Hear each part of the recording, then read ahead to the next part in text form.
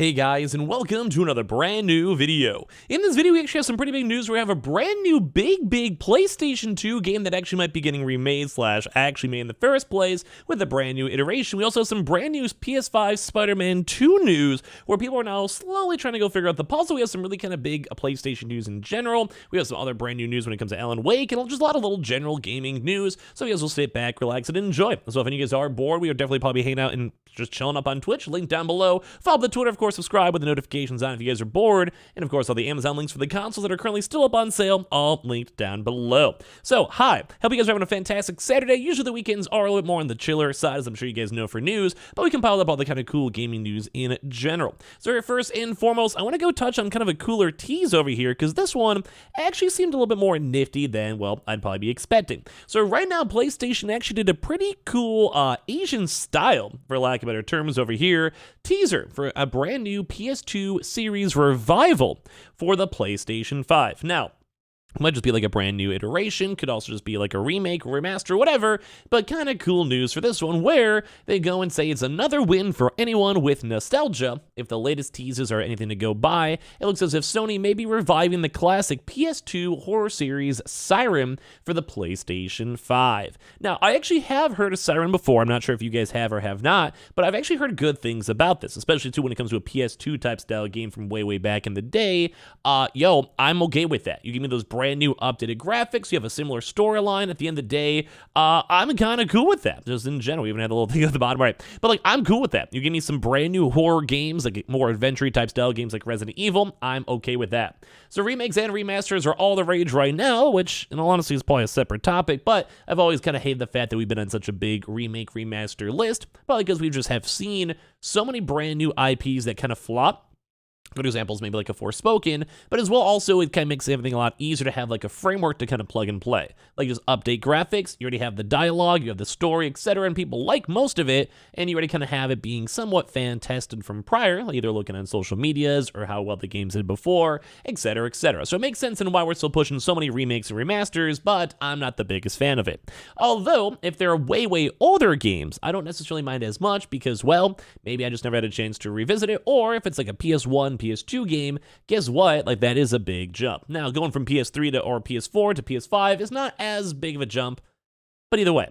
So basically right now they're saying if you look at 2023's highest rated games, Dead Space, Resident Evil 4, and Metroid Prime Remastered occupy some of the big top spots, and as well also had Metal Gear Solid 3 and Croc HD on the way too, which is also a little bit big news as well for the day, which I think there is going to be a brand new Croc HD. I never played it, so I'm not really sure kind of if you guys want to touch on that or not for the video, but letting you guys know.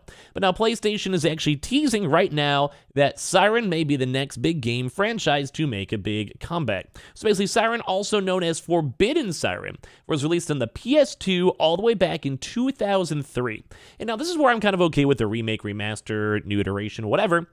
Because guess what, over 20 years, that's like a long enough. Like for me, I'm like, I'm 28. So for me, that's like, I would be 8 at the time this game even came out, and I clearly just never played of it. I've heard of it though, so it must be notoriety enough as is, but it's kind of cool. So basically, this one was developed by a Japan studio. Siren focused on a series of interconnected characters who can essentially hear and see what nearby characters hear and see. The 10 primary characters are survivors of a supernatural disaster, so you'll spend time trying to escape town following the disasters while also trying to figure out what actually happens to as well, which I think is actually one of the old school trailers too, I think, for this on the actual screen itself. So it looks kind of cool. It's like more of like a horror mystery type style game, and at the end of the day, like, yeah, it looks a little bit like, kind of whatever, from older style trailers, but still, we like the spoopy games. I'm always a fan of it. So the sequel, Forbidden Siren 2, was released in 2006, followed by a third installment called Siren Blood Curse, which I've never even heard of any of these, I'll be honest. I heard the first one, never heard of these other two. So basically, if you've heard also Astro's Playroom, they also had a nod in the game itself, so it has still been in Sony's mind. So this year, Siren will turn 20 years old, and as well, PlayStation might be teasing a 2-part celebration event, which I'm going to highlight over here, right here, as you guys can see, where they do have this. Where you guys can see, like, we're not really sure exactly, like, what's really kind of being said, besides the fact of it being a 20-year celebration, too. But yeah, they're going to actually have a pretty big event going on as well. So I believe in July 14th and September 3rd on top of that, and as well as some other big dates too as well with this 20th anniversary. So basically they are kind of doing promotions, and we don't usually see things like PlayStation official accounts or like these big events unless they're really big games or they want to go and announce something. So keep in mind, this actually might be a huge cool leak in my opinion over here. So PlayStation Japan announced that Siren in Namja Town Festival, which runs from the 14th of July to September 3rd, plus an Aki Ari Siren 20th anniversary held from the 3rd of August to 5th of August. So we're not really sure exactly what it's going to be, but it's kind of cool to see more of these classics making their way around. Now we're going to have some pretty cool quick fire news where basically Honkai, we did go cover this before, is coming out to PlayStation 5. Kind of just a big topic because it does seem like PlayStation is still getting a lot of these more Asian styled games, such as say Genshin Impact, Honkai Star Rail, which is also still hitting this Weeber focus. Same thing with the Japanese based style game we just saw from PlayStation Japan, which is actually really setting them apart from Xbox at the end of the day. So really cool to see on that one. Now there's also some kind of cool news when it comes to Remedy, stating that there's basically no right or wrong way to play through Alan Wake's 2 dual story lines. And we also heard a lot of news when it comes to Alan Wake in general. Basically go and say, hey, like no matter what you do, how you play, you're going to like the game in general, which I'm pretty hyped up for that one, and has been designed as a psychological horror story told from the perspective of 2 playable characters, so they're trying to go and give out a lot more information as of today. Apparently a lot of these initial early looks for the game so far have been saying it's actually really good, well made, good atmosphere, good colors, and running well, just off these initial early press reviews, which makes sense. It was just kind of more showcased up at the Summer Games Fest, and as well it will be coming out on October 17th. But I really did like the first Alan Wake, so I myself am especially hyped up for this one.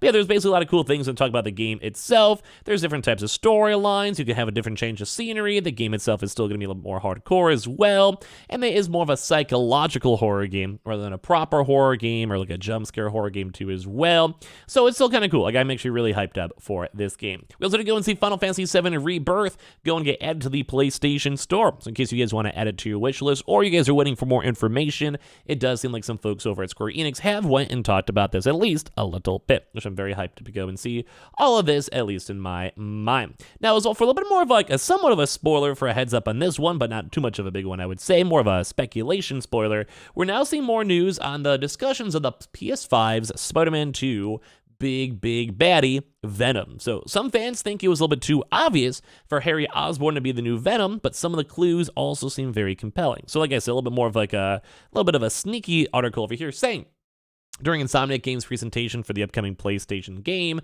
a creative director, Brian Inthar, which you guys may remember if you guys watched the Summer Games Fest, unveiled the new concept art of Peter Parker and Miles Morales battling the iconic villain, Venom. Inthar revealed that Venom host won't be Eddie Brock, the most well-known symbiote host, but a new character entirely, which led to fans to speculate online on who the unlucky person might go and be. Our goal was to tell an original story, which we covered up in a separate video, something you haven't seen in the comics and the movies yet, which was, I kind of like this for video games. Sometimes they do try to go too much of a one-to-one, or on the same topic of like the remake remasters. Sometimes we see that. Like kind of just focus too much on something predictable when it comes to a show or a movie or whatever. So us seeing this is nice, that they actually might be able to go throw in some twists that we may not necessarily know. They say, we love Venom for a reason, and all these things you love about him are going to be there, but how the story plays out, who is Venom, you'll have to see and play the game to see. So it's been 24 hours since Insomniac let players mull over the Venom those could be, and many have been pushing the idea that it's Peter Parker's bestie, Harry Osborn. The idea certainly has some weight considering the specific plot thread its predecessor in Marvel Spider-Man left as well too on top of that. So if you guys do remember that one, there was some kind of cool after scenes. I kind of remember a lot of this stuff.